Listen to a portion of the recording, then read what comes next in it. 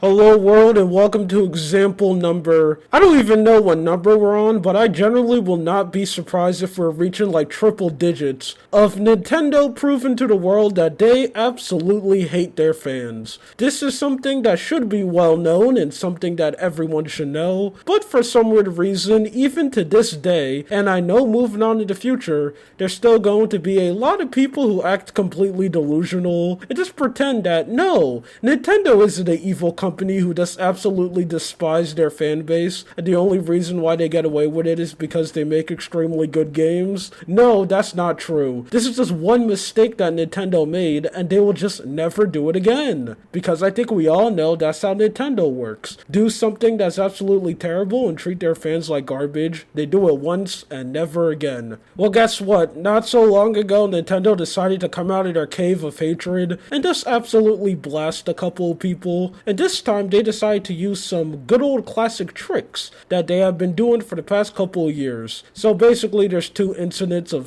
Nintendo being evil, and I want to go and talk about them. So the first one that I want to go and yap about, and something that I haven't seen a lot of people talk about, is Nintendo targeted YouTubers again.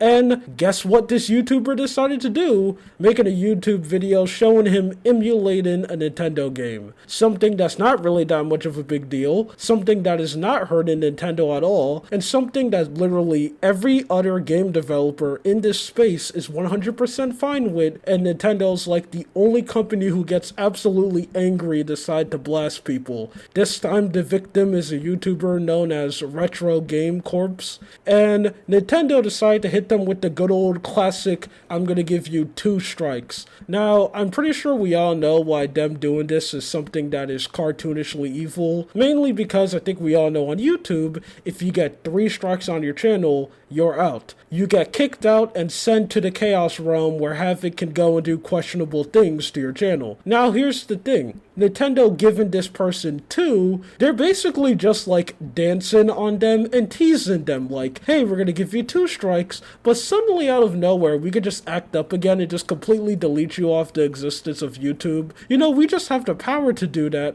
but we're just not. We're just gonna give you 2 and just like make you live in everlasting fear. Like, are we gonna get rid of your livelihood today or tomorrow? Now this thing that Nintendo ended up doing isn't something new at all, as this is the exact same thing that they ended up doing to Point Crow and also tons of other creators in the past. Retro Game Corps is just a brand new victim to Nintendo terrible action. And speaking of emulators, not so long ago Nintendo decided to take down Ryujinx. Now if you don't know what this is basically the last Switch emulator that we had on the market. I think we all know that not so long ago Nintendo ended up blasting off Yuzu off the face of the planet, which was another Switch emulator that tons of people do, and I think everyone in the community knew in the back of their head that Ryujinx was next. I know there was like a lot of cope going around of people saying that, no, they're not going to get shut down, they're doing everything right, Nintendo's going to leave them alone, but that is something that I didn't believe. I think I straight up even said in my video that I know these people are next. It was only just a matter of time until Nintendo decided to come out of their cave of hatred and absolutely blast these people off the face of the planet, and now it's time. Not so long ago, the developer Ryujinx ended up making an announcement on their Discord and on Twitter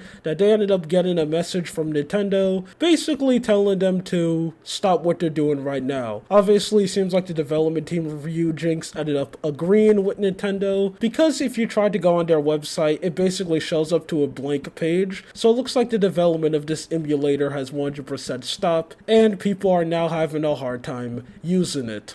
This is something that is just so sick to me. I think a lot of you people know that I care a lot about preserving video games, as this is something that it seems like no one cares about until it's too late. And these Switch emulators are basically getting ahead of the curve. I think we all know that Nintendo does a extremely bad job on trying to preserve video games. The only games that they try to keep are like their super big mainstream ones, like classic Mario games, or like classic Metroid games. You know, games like that, they will always be played. But there's so much other games in the Nintendo library, especially third-party games, that are just going to be completely lost to time without emulation. And these Switch emulators are basically getting ahead of a curve, and it's going to help tons of Switch games be preserved. Well, not anymore, because with them being completely blasted off the plane of existence, it seems like something like that is never gonna happen. And stuff like this is just very, very sad. Every time when I see Nintendo decide to just do something anti-consumer or take down emulators, the only thing that I can think about is what's going to be next. Because I just know for a fact, and this is something that I think anyone who's into emulation knows, that eventually one day Nintendo's just gonna go completely like scorch earth,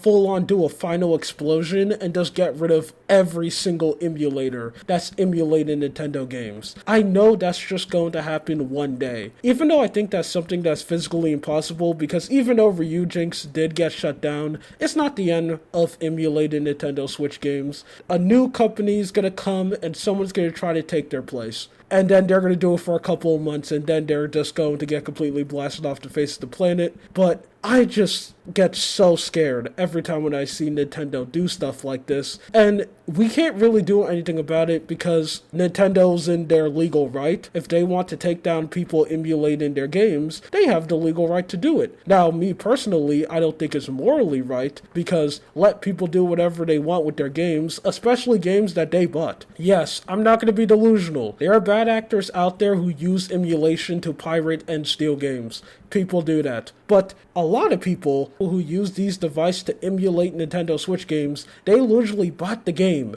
They gave Nintendo money, okay? And now they're just using the product that they buy and they want to run it on like better hardware. Because, some people actually want to play a game like Xenoblade Chronicles 3 in 60 frames per second, sometimes even 100 frames per second, than like the stop motion video it actually is when you try to play it on the Nintendo Switch. But this is just another example of Nintendo being comedically evil. I don't know what's happening this year. This year, Nintendo probably made a deal with like Titan Havoc or something because they're especially evil. First we had the Gary's Mod incident, and now we have this. Who knows what's next? I feel like Nintendo's gonna act up again before this year ends, but yeah, this company is just absolutely garbage. Anyway, that's it. My name is Lua. You have a good day, or night.